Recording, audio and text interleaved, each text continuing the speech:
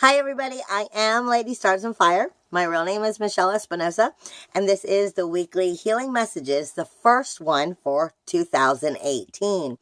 If you've never watched the video before, basically, I usually give you a little bit of information that I'm given by spirit, as well as the astrology, and if I've done it already, the Rune cast for the week. But you can always go back to the website to get the Rune cast or check my Facebook page if I don't have it in the videos. However, I do have it already for this week's healing messages. Like I said, it's the beginning of 2018. It's the beginning of the year, and there's so much to come this year. But I am being told, remember, that has to do with 2018 has a lot to do with growth, period. It has a lot to do with harmony and balance. And harmony and balance is where the struggle may come in. Because if you're not in harmony and in balance with your own life, it's going to be harder to bring in the outside, your outer world, to you into harmony and balance if you're not already having it here. So this year is not only going to be dealing with harmony and balance and growth within our outer world, what we see in the physical world, but it is also going to be dealing with our inner worlds as well as we mature and grow spiritually. And the reason I'm saying that is because they're reminding me to remind you as well that basically, as we start to get better at our manifestation, at finding that harmony and balance and adding manifestation to it, don't forget you cannot change universal law. Universal law cannot be changed.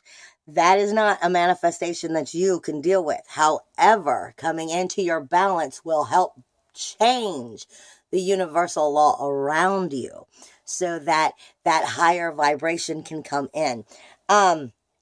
Because it brings us back 2018. When you do the mathematics, it goes to an 11 and then it goes down to a number 2. That brings us to the number 2 for the year. This is also speaking to us of our collective consciousness. It's also speaking to us. When I say collective consciousness, I mean collective. I mean even what you're not collecting within your consciousness.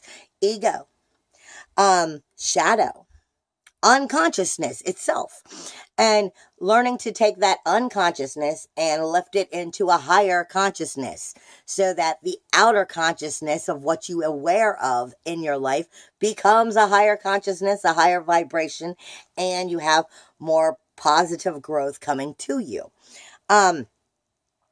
I have to go back and break that down because I just keep hearing the collective consciousness, the collective consciousness, the collective consciousness. Rise your unconsciousness to a higher vibration.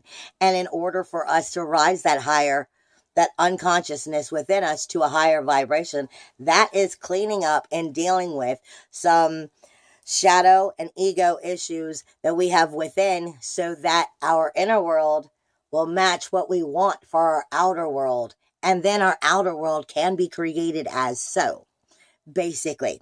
Now, I will tell you the runes for this week was Induus. I already posted this on Facebook, but I will give you a quick rundown. The runes are Induus, Fewu, Jebo, and Unsus. Unsus. I can never tell if I'm saying it right. Anyway, Induus is the leading one. And Induus speaks to us of our 4. This is exactly what I was talking about. Our emotional, our mental, our spiritual, and our physical. Those are our 4. Our 4 create our 1. Our 1 wholeness. Our 1 self, basically. And if one of the 4 are out of balance, then baby, you are out of balance. And let me tell you, it's not easy to remain in balance. It is a never-ending job to work on yourself. Especially when you're talking about your inner worlds of your physical, your mental, your spiritual, and your emotional. That's not an easy balance to keep. It's not easy to keep everything even, but that's how we find harmony. And Induus is speaking to us of the bigger picture of finding what it is we need to help nurture ourselves into this new year. What is it that truthfully we need to inwardly look at and give ourselves to nurture ourselves? And then remember that as we bring it into the year. Fei Wu is speaking to us of the circulation that must happen. Fei Wu speaks to us of knowledge knowledge brings power. Okay. I like to remind people all the time, money is not necessarily Fei Wu's deal. Fei Wu is abundance. Yes, it does help with that, but it does it through knowledge, through the very circulation. You cannot hoard what is yours. You must circulate it through. And then it brings us to it working directly with Jebo. Jebo is the gift. It is receiving and giving.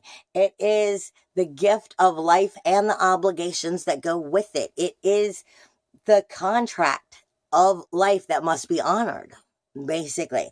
So Fei Wu and Jebo are working very closely together to bring you through to Ansus. And Ansus is speaking about the knowledge and the words, the incantation of words, the power of words along with the knowledge that you receive from them so that you can move forward. This all has to do with inner nourishment as we learn what it is we need to move it outwardly. So everything must start inwardly. If you're not okay in here, then you're not going to be okay out there. No matter how much denial you're in, that's the facts. You have to be happy and at peace in here, or the outer world isn't going to be at peace either, because something is not being healed in here. Now, with that being said, I am being given circles, like it's a circle. I feel like it speaks to me of Jebo, actually, but Jebo's not showing up. But it is speaking to us of seasons and the circle, the universal law that must go in circles that cannot be changed. It is the circles that never end. I'm being shown circles upon circles upon circles. They just keep popping up. Not one on top of the other. They just keep popping up. And I am being given the wolf as a spirit guide for the week, and shamanically I'm shown, shamanically the wolf speaks to me to speak to us, and what he shows me, and now I never explain to you what I'm given shamanically because that's up to you to figure out, but I pass on the message. And the wolf shows me himself on a path, and he shows me it from a view like me looking down upon the path, and I see the wolf walking. Now, the thing is I see the wolf walking, but he's almost a solid black wolf, alone on the path, walking his path.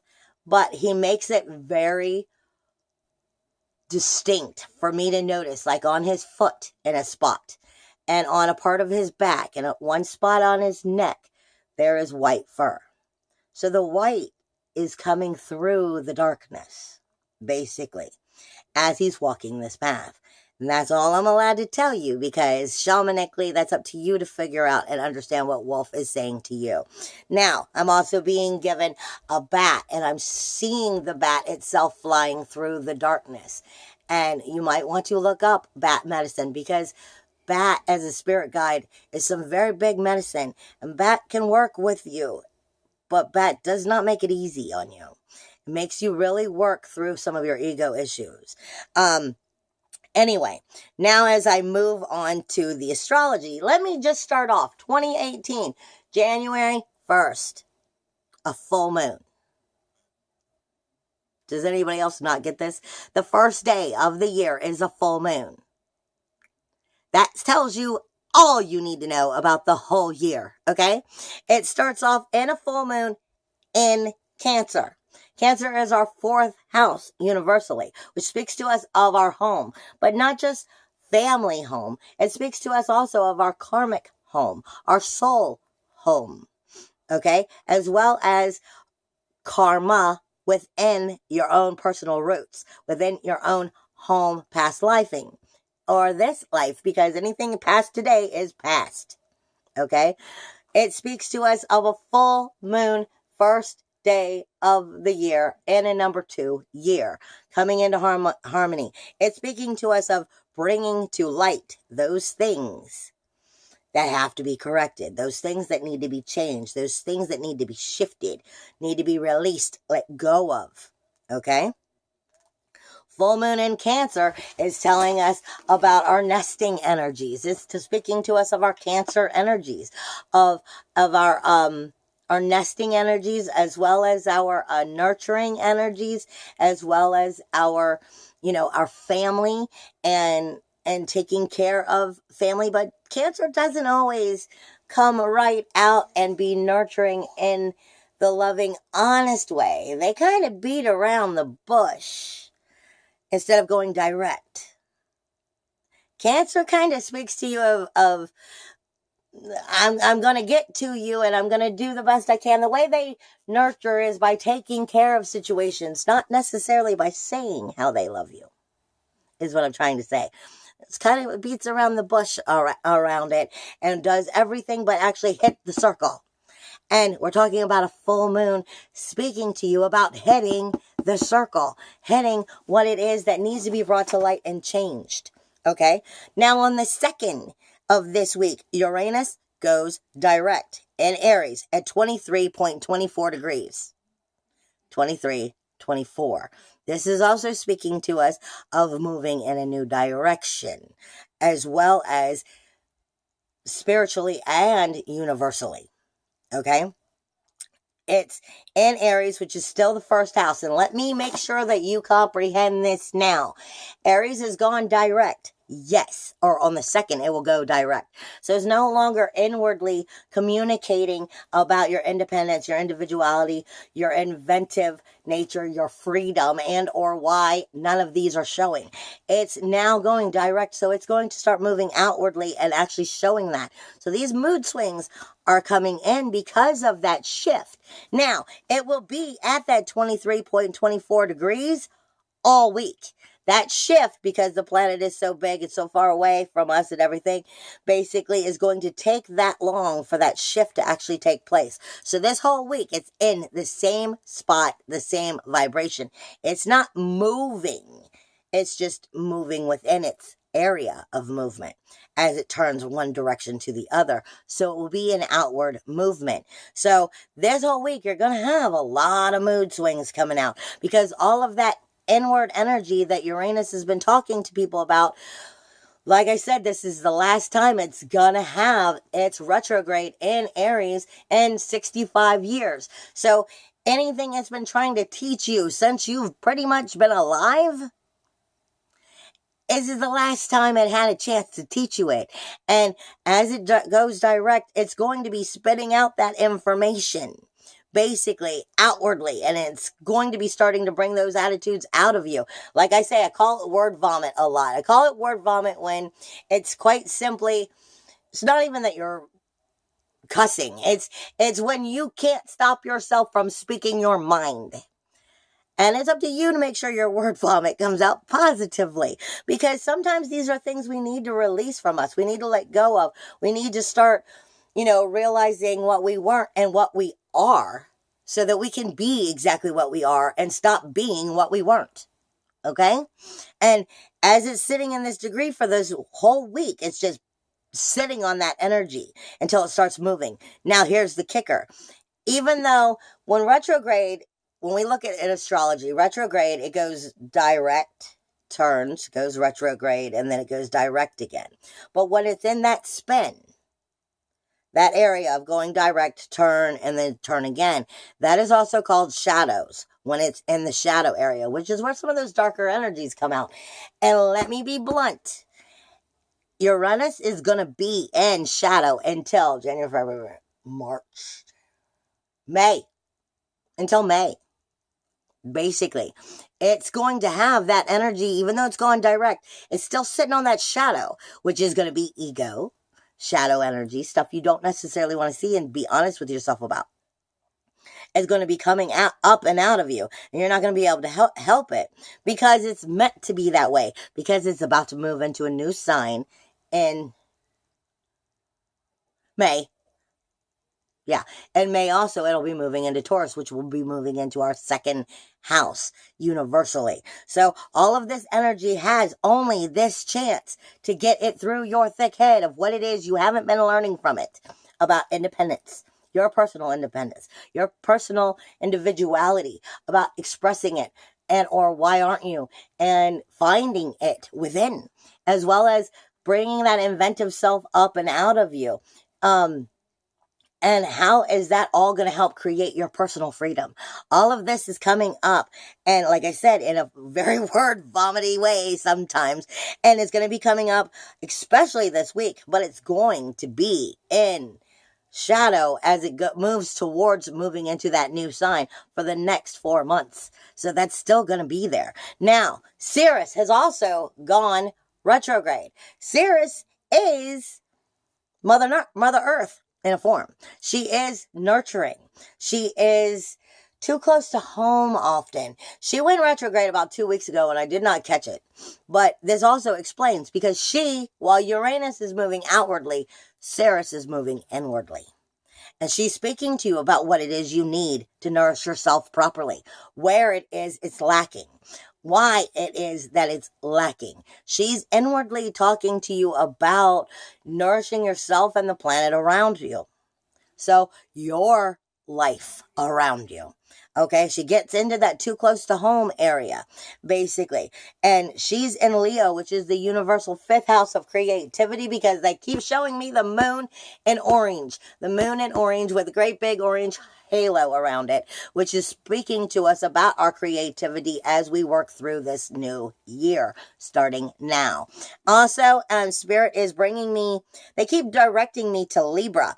And Libra really, for the most part, when people are looking at astrology right now, Libra doesn't look like it has anything in it, but it does. Because that's how Spirit kept showing me it. They're showing me the Libra sign upside down, which is showing me the imbalance and where that imbalance is coming through and why it's, dangling upside down so that it can shift back upright is the way they're showing me it, along with that creativity. But when I look at astrology and I go into, like I say, I always have to go out into the Kuiper Belt and into the asteroids to find out what it is that they're trying to bring to my attention. It has Maki there, and it is in opposition of Uranus and Pallas right now. So Maki speaks to us. First off, it is the creator god. It gets its name from Easter Island, and that's part of what they keep showing me is the statues on Easter Island. It speaks to us of taboo, of planting our crops, of sports and related festivals. But Maki is very hard to deal with. It's the creator god is what is being shown to me, and it speaks to us of energy, but it speaks to us of, at first, when you're first using this energy, it speaks to us of like the swamp of shit you feel like you live in. Okay? And it's speaking to you of why can't you get out of it? It's speaking to us of how do we get out of that swamp and get into the destiny, into what we're trying to move forward in. Moving into the actual manifestation of creativity and personal characteristics. It also speaks to us of where destiny and grief are coming together, not coming together, but where destiny and grief are like colliding and keeping you from moving into that new area, making you see both sides so that you can correct it. It speaks to us of our spiritual journey and finding our way out of the swamp. This speaks to us of, like I said a couple months ago, not even like a month ago, we were going to be shown the lotus flower. The lotus flower is a beautiful plant that comes up out of dirty, icky, mucky water, the swamp. This is what we're talking about. This year has a lot of the lotus flower energy in it. As we start off, we're seeing it. But on the third level, Maki really speaks to us of our human evolution for our own personal life, as well as a human population. It speaks to us of overcoming, those areas and teaching us practical creativity that brings forward the new gifts of life. basically. This is speaking to us of moving up in our spirituality so that our, like I said, our collective consciousness can be truly collective consciousness. Our unconscious, our shadow, and our ego we're seeing what they are. We're cleaning up their lower vibrations so that their consciousness is a higher consciousness and can be part of everything. Maki Maki is speaking directly in a conversation that is challenging to independence, to Uranus, basically. Your independence, your inventive nature, your individuality, and your freedom. This is why the energy feels like this, is what Spirit is explaining. Because of Maki Maki is questioning that energy as Uranus is going straight, making Uranus also deal with things even Uranus doesn't want to deal with, okay? So it's even seeing past the denial that you have within your denial, okay? Now, I'm also being shown in Libra is Haumea, and it is creation itself. It is considered the goddess of fertility, childbirthing, and nature, as well as the fire within it. So you've got Maki Maki, Haumea, Ceres, and Uranus, all speaking to us about our inward soul selves, truthfully coming into its honesty of who and what it is, and no longer in denial, and coming into a true collective consciousness this year. However, like I said, that causes for us to really deal with some inward stuff. Now that I explained what I was being shown by Spirit, I'll go into the astrology for this week. We have 2 T-squares, which are typically, it's like square energies that have come together into a harmonious energy. On the 2nd, you have the moon in Cancer speaking to Uranus and Pallas, as well as it is in Aries. So it is also speaking over to Capricorn, which is our 10th house, and speaking directly to Sun and Venus. So this is our sensitivity and our core energy, speaking to our individuality, our inventiveness, our freedom of who we are truthfully at a core, because it's your 10th house for how it is you're viewed outwardly, and your community and your job, but it also speaks directly to the core of who you are. The sensitivity being brought in, along with the being able to bring out that inventive individuality of who and what you are, so that you're seen and you shine for it correctly.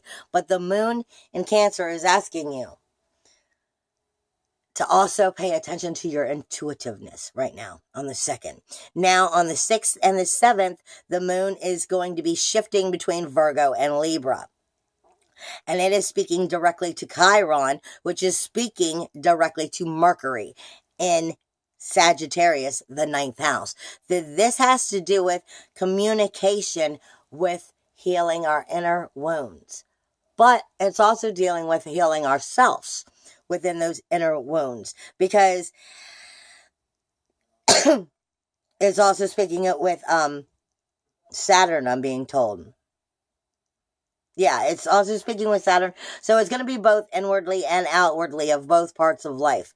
I mean, of your inward life as well as your outward life.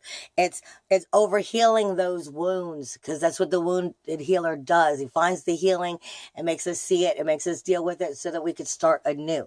That way we can start the new cycle again, a new circle. But the moon is going to be speaking intensely in Virgo and Libra, which is going to be speaking about creating that balance or finding where the balance is lacking so it can be created. But it's also going to be speaking with the organization and health areas, because it also speaks with diet and health in that sense because of Virgo. But it's also, Virgo is the finger finder. It's the one that points out everything so that you can make. Virgo does not like to go from A to C without going to B. It needs to follow the directions for that reason. And it's going to push these areas at you. on the 6th and the 7th. Basically, it's a harmonious thing to move you forward, but it's going to set you in a specific direction, helping you get through that spiritual healing and so that you can start those new cycles. Now, positive energies, you've got Sagittarius, which is in our 9th house, which is our soul house. Basically, it speaks to our religion, our philosophy, our higher self, our higher learning, our soul self in a sense as well. And it's speaking with Mercury directly. So the fire of that communication is trining Ceres and the North Node and the 5th house about being able to create what it is you need. Remember, Ceres is in retrograde now. Ceres is speaking to you inwardly about what you need to nurture yourself so that you can move forward, as well as the North Node speaks to us about what it is you must learn or you can't move forward. Okay. And this is all week. And Sagittarius and Mercury, which is that 9th house, is also speaking to Aries, which is Uranus and Pallas, about that individuality that you need, that individuality, that inventive freedom and stuff that you are trying to create as you move forward into this year.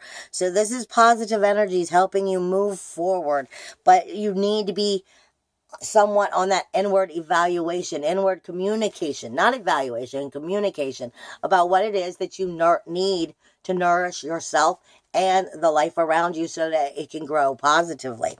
Now you have Jupiter and Mars and Scorpio, which is speaking to death and rebirth. I'm sorry, that's exactly what Scorpio is. Scorpio is birth, death, rebirth. It's the mystery itself. And it's highly intense energy. Jupiter brings in abundance. Mars brings in fire. It brings in passion, but it also brings in the warrior from you. It is speaking to both Neptune and Chiron, because at the end of the week it will be speaking to Chiron more. But it's speaking to being able to create that magic so that Chiron can bring the healing in. Okay, so that abundance is coming in that growth within that healing into bringing in forward new positive healing energies. But we're talking also, Scorpio is your universal 8th house. So this also deals with relationships. This deals with what the relationships own. What do the relationships bring to the package, basically? What do they bring to the table? What does the relationships own? Okay, your home, the bills, okay, things along this line. What do the relationships own? It deals with taxes. It deals with the bills. It deals with child custody. It deals with anything that a relationship owns. At work, it deals with finances. Okay, so this is speaking about the abundance and the creative power of finding the healing within these things so that the forward positive movement can happen. Now you also have the 5th and the 6th, the moon in Virgo is going to trine Capricorn. This is a very positive thing, but it is going to trine it separately. They're not, even though the energy is coming in together, it's actually coming in kind of like this. But the moon in Virgo, which is speaking about the healing that is needed, finding the directions to make that healing happen, to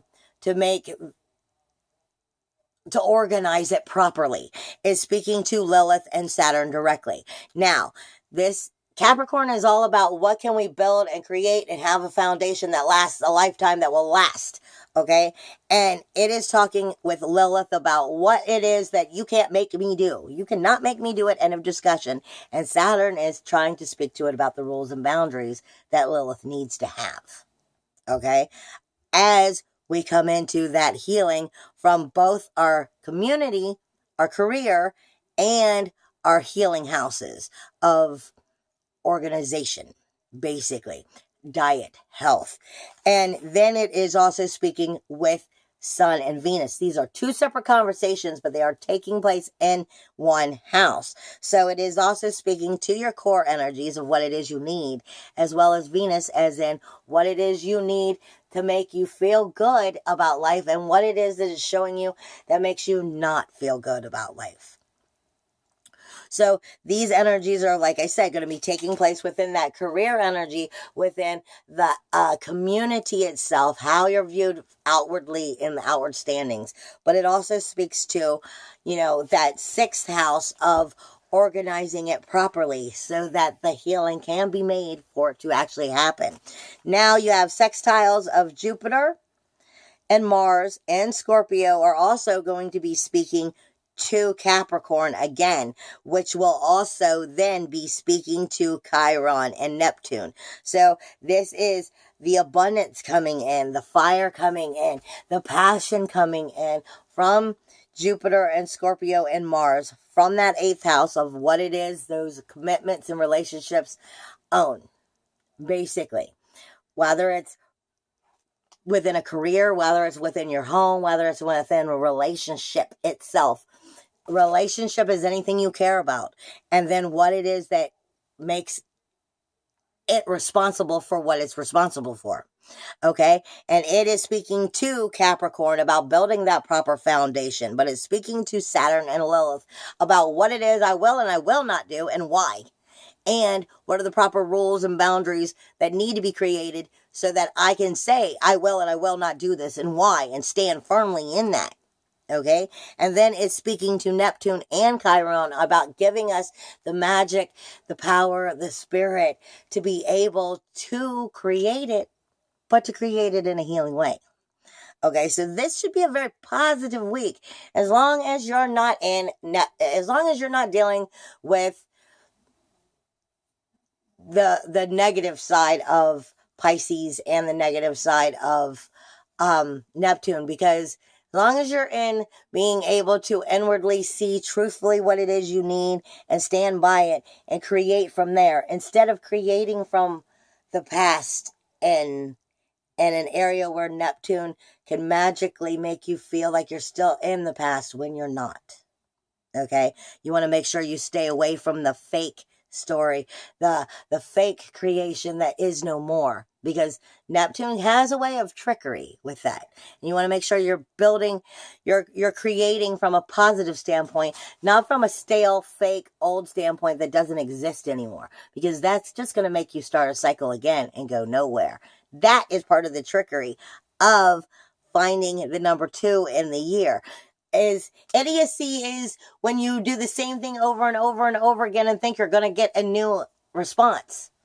You're not.